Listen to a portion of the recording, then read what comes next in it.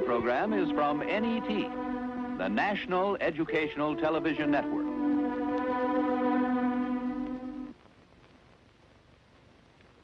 Is it possible to totally bring about a mutation in what is?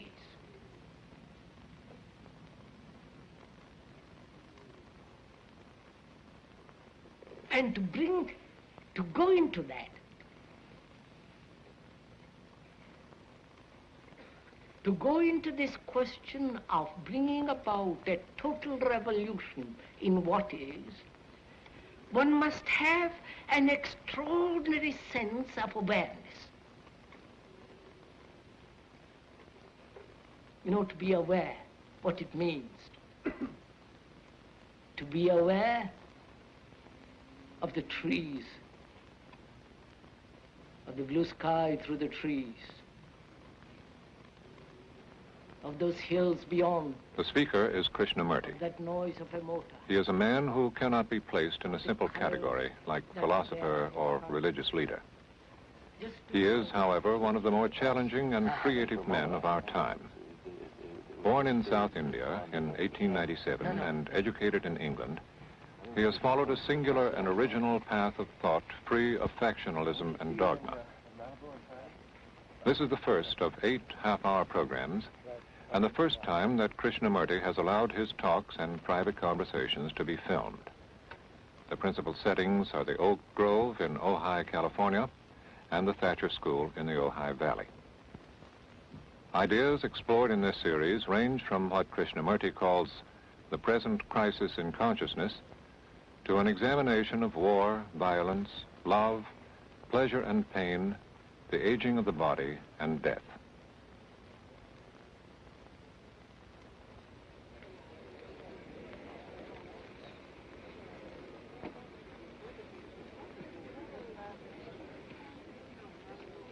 We were saying how very important it is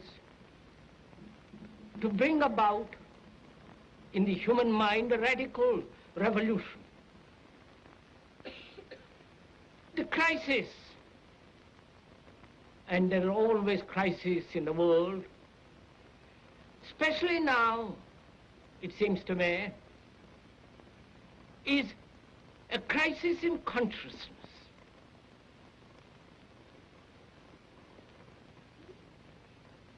A crisis that cannot anymore accept the old norms, the old patterns, the ancient traditions, a particular way of life, whether it is the American way or the European way or the Asiatic way. And considering what the world is now, with all the misery, conflict, destructive brutality, aggression, tremendous advancement in technology, and so on, it seems to me, though man has cultivated the external world and has more or less mastered it, inwardly he's still as he was. A great deal of animal in him is still brutal, violent, aggressive, acquisitive, competitive, and he has built a society along these lines. What do you think is happening to the whole American people as a whole?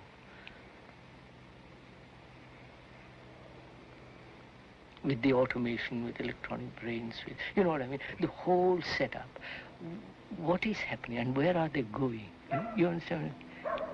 I think an increasing number of them are beginning to ask themselves the question as to whether or not there may be alternative forms of human behavior. Because they have... And what do they do? Because by then, after asking questions and all the rest of it, they're almost finished, you know. Yes. They're ready for the grave. And in Europe, the phenomena there is the same as here, more or less. The production is more perhaps than in America even. In Germany, West In Germany, Germany. of course. And Russia is now doing the same. So take all these parts, put them together, China, Japan, whole of Asia, India included, and then Europe, America, China. Where is it all moving? What we are concerned with is the understanding of the whole process of life, with all its complexity, with its aggressions and miseries, with its sorrows and confusions and agonies. And to understand this vast field of life, which is a constant movement, one must not only hear the words, but also go beyond the words. Because the words, the explanations, are not the facts. But most of us are caught in words. And one must be free of the word, the symbol, the idea, the conclusion. Then one can look. Then one can listen. And that act of listening is really a miracle. Perhaps it's the greatest miracle. When one can listen totally, without any defense, without any barrier, neither agreeing nor disagreeing, which doesn't mean the mind is open. On the contrary, the mind is extraordinarily alert then. I hope when one is listening to this talk or to the various other talks that are coming,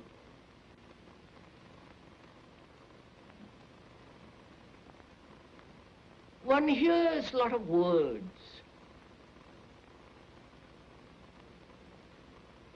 And hearing many words is not listening.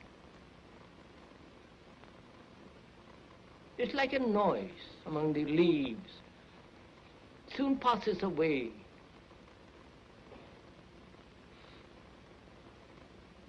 When we hear, we either accept or reject. Or we translate what we hear according to our knowledge, our background. Or we compare what is being said to what is already known. Or we oppose one idea by another. All these characteristics of hearing denies the act of listening. The act of listening is entirely different. When one listens, there is no comparison, there is no acceptance or rejection. The quality of listening is attention.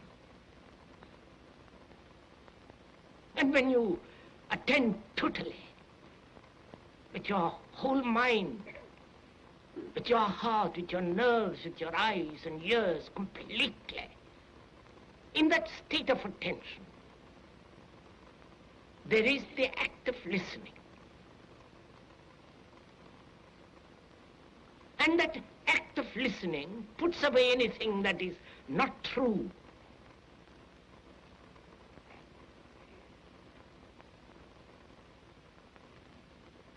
When you give your whole attention to something,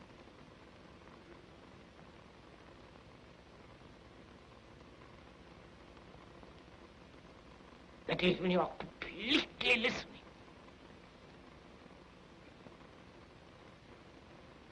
You listen to the totality of the thing. When you attend, there is no borders of inattention.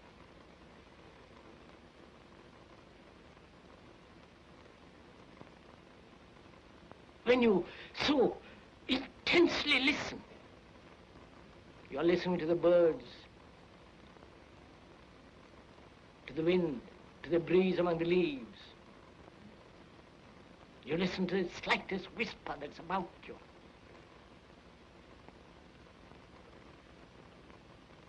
So in the same way, when one listens, that very act of listening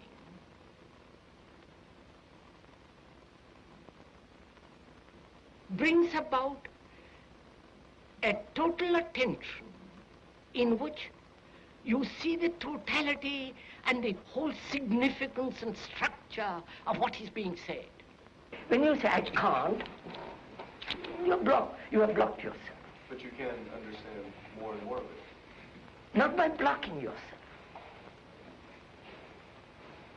Look, sir, if I say there is no God, I've blocked myself, haven't I? Or if I say there is God, I've blocked myself. But if I say I really don't know, let's find out. Then I have the energy to go into it. Right? Now, so don't let's say yes or no. Don't let's take sides about it. Now, how would you see the totality of something, of life? You know, get a grasp of, feeling of it, a touch of it, a smell of it. Well, as I said, by trying to take more and more of it and understand more and more of it. Ah, you have no time. I know, that's the problem. So That's the problem, of course. You're saying that's that what I said. that way. That's what I said at the beginning. Yes. I mean, if I take time, you know, it'd be impossible. Follow it up step by step. You have approached this problem with the habitual tools, and you have eliminated those tools. Not because you are prejudiced against them, but you see that they won't answer. Now, when you have eliminated them because they do not answer, your mind is sharper, isn't it? If you're on the right track. Of course, you have eliminated them.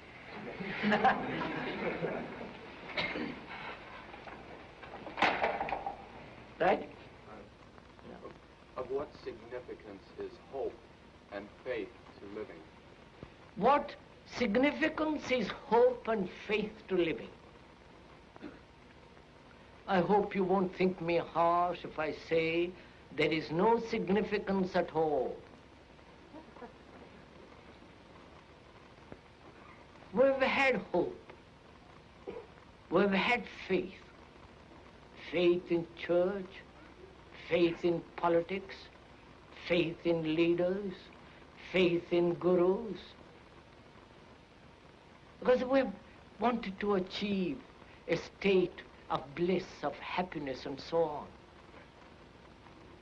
And hope has nourished this faith. And when one observes through history, through our life, all that hope and faith have no meaning at all. Because what is important is what we are. Actually what we are. Not what we think we are. Or what we think we should be. But actually what is.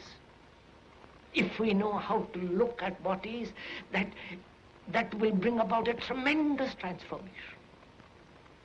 Would you say there are, California or America or even California, there's something new stirring? Or the same old pattern being repeated? It seems to me to be the same old pattern. Oh my God. Say in California, you live in California. Is the climate being so marvelous here? Is it productive of some new state of human being, new human? We are the product of the society in which we live, the experience, the knowledge, and all the rest of it. And there is nothing original. We repeat, repeat, repeat.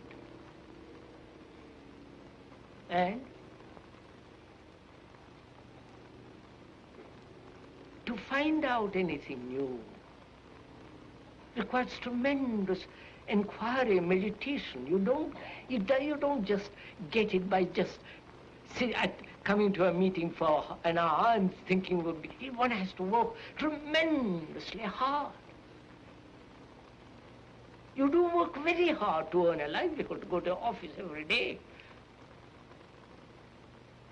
But this requires much more alertness, much more careful examination. And one doesn't have the energy, the patience, or the interest, because this is non-profitable. It doesn't bring you any profit, financial or any other way. Here is the question. I suffer physically, psychologically, and I can do something physically. Psychologically, I don't know what to do. And not knowing what to do, I escape. Or go to somebody who will tell me what to do.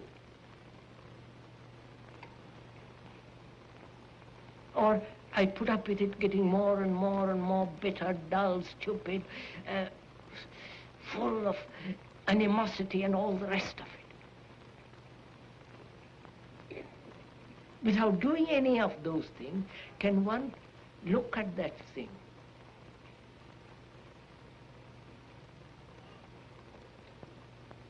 Neither enjoying it, nor pushing it away. Which means, can I look at it without any demand to overcome it, to justify it, to control it, just to observe it?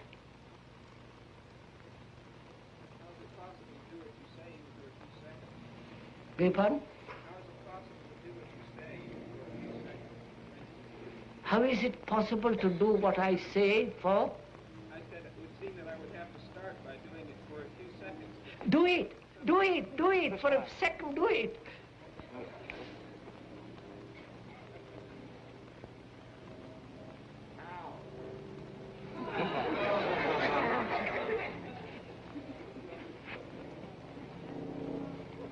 You know, as I said the other day, the word how is the most mischievous word. Because you want somebody else to tell you how to do it.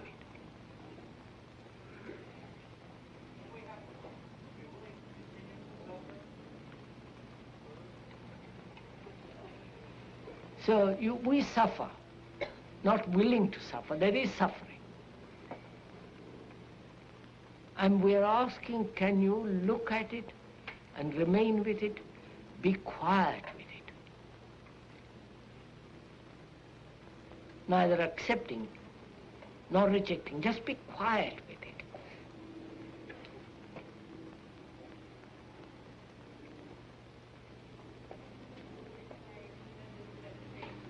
Huh?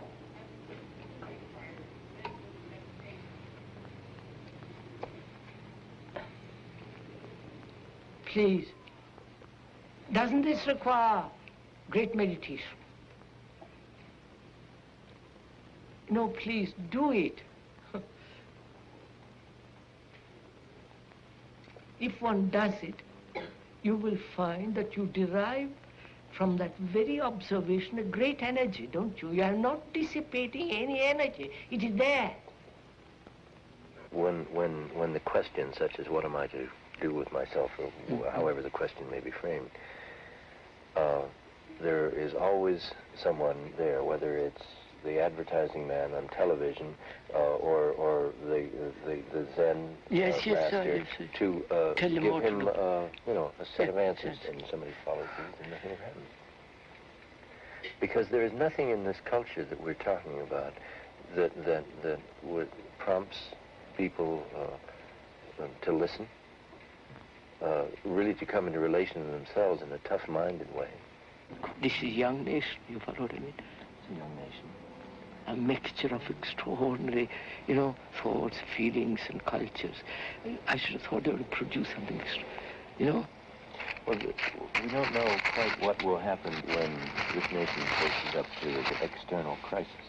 They never have. Would you say she has reached immaturely, forced by circumstances, a pinnacle of maturity, and now declining? This I would say. Yes. You would say that. When you have really faced with a problem of war, of famine, of death, of poverty and so on, you can't argumentatively discuss about them. One has to deal with them. One has to put one's teeth into them. And you cannot artificially, intellectually have teeth to put into problems that are vital. So I hope when we ask questions and go into those questions, I hope they will not be merely intellectual or curious, but serious enough to investigate for ourselves what lies behind these questions and their import. What is the problem? Hunger. Hunger, lack of clothes, shelter, all that. Now, how is it going to be solved? Not by a particular nation. As you and I can't solve if we went in there, we couldn't solve it. No, sovereign government is going to solve this. No Indian government is going to solve it. They can pretend, and they do. So, what is preventing the solution of this problem is nationalism.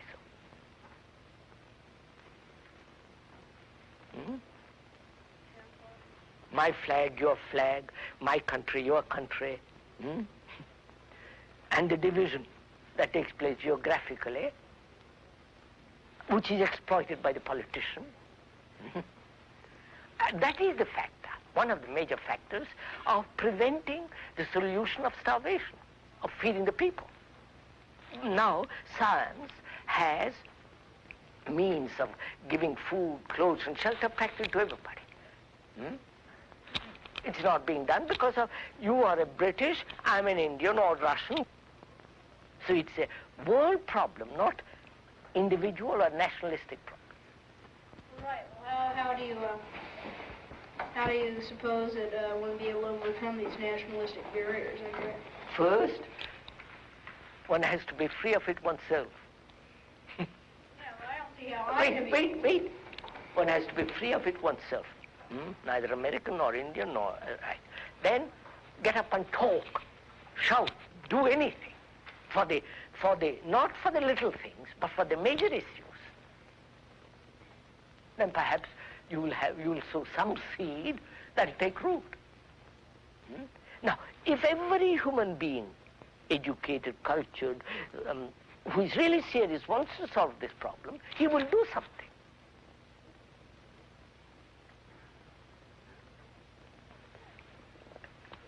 Like war. We have accepted war as the way of life. All man has, throughout centuries.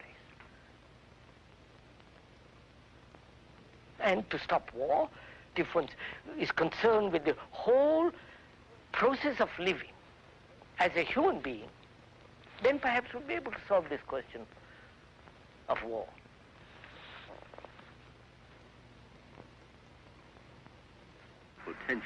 Potentially, society has solved the problem of food, clothing, and shelter. So, once you've solved those problems, what else? I don't quite understand what else. You mean what is beyond these three? Yes. So what is man seeking, basically? He basically is seeking these three, because these are absolute necessities, whether California, or India, or Russia, anywhere else. So beyond that, he says, after satisfying that, let's seek something else. Let's go after something else. Is that the way to begin? Is it bread first and then the other, or the other first and bread afterwards? I don't know if you... I follow you, I believe. Yes. So, in getting bread, we get lost. We get superficial, we get caught in the trap of amusement and religiosity, you know, all that. But if we were not seeking so much, if we were after something more than bread and butter, in the more included the bread and butter, then I think this problem would never arise. What we are trying during all these discussions and talks here is to see if we cannot radically bring about a transformation of the mind. Not accept things as they are, nor revolt against it. Revolt doesn't answer a thing. But to understand it, to go into it, to examine it, give your heart and your mind with everything that you have to find out, a way of living differently.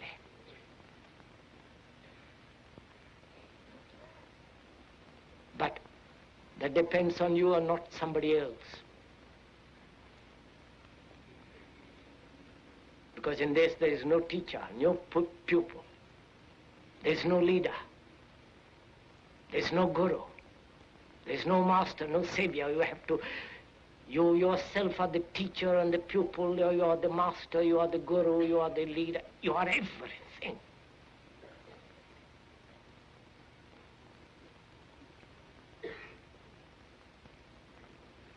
And to understand is to transform what is. I think that's been enough, won't it?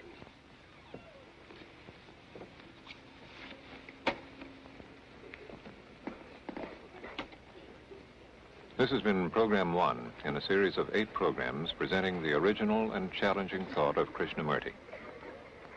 During the past 4 decades, in his writings and talks in Europe, Asia, and America, Krishnamurti has continued to explore the real revolution, a radical change in ourselves.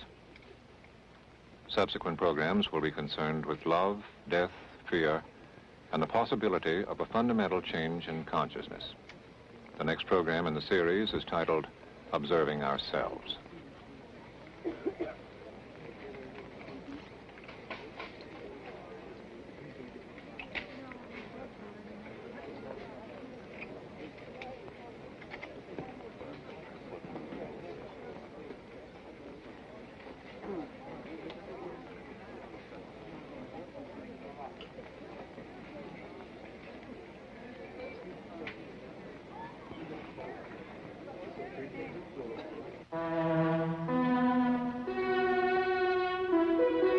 This is NET, the National Educational Television Network.